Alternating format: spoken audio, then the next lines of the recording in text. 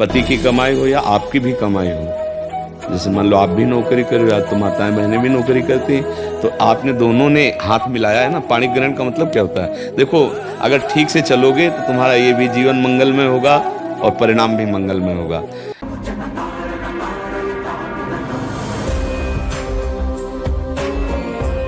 गुरुदेव, क्या पति की कमाई हुई धनराशि को उनसे पूछे या बताए बिना श्री जी की आज्ञा समझकर किसी जरूरतमंद या संत सेवा में देना गलत? हाँ, नहीं करना चाहिए। दोनों की सहमति होनी चाहिए। पति की कमाई हो या आपकी भी कमाई हो, तो आपने दोनों ने हाथ मिलाया है ना। पाणी ग्रहण का मतलब क्या होता है? देखो, अगर ठीक से चलोगे तो तुम्हारा ये भी जीवन मंगलमय होगा और परिणाम भी मंगलमय होगा।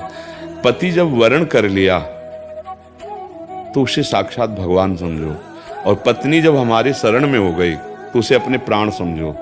पति को चाहिए अपनी पत्नी को प्राणवत पोषण करे, और पत्नी को चाहिए पति को अपना भगवान समझे। तो अगर हमारे भगवान चाहते हैं कि इनको 100 रुपया दे दो तो हम देंगे नहीं। हमारा कोई धर्म नहीं है। हमारा धर्म है एकमात्र पति की आज्ञा में रहना, और पति को चाहिए कि जैसे हम अपने प्राणों का पोषण करते हैं ना, ऐसे पत्नी को दुलार करें। देखो, जब हम मंदिर में भगवान की भावना करते हैं, हम छवि में भगवान की भावना करते हैं, तो अगर हम अपने पति में भगवान की भावना कर ले तो हमें किसको दान देना है?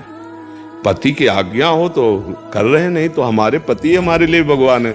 अब पति तो प्यासे बैठे हैं, बोले रुको शंकर जी में जल चढ़ा के आ रहे। अब भला शंकर जी जल पिएंगे? नहीं, तुम्हारे इस समय परम शिव पति आ गए हैं, अब इनको पवाओ। पवाने के बाद समय मिले तो वहां भी चली जाओ अगर आज्ञा हो, और ना हो तो सच्ची मानो जाने की नहीं जरूरत है।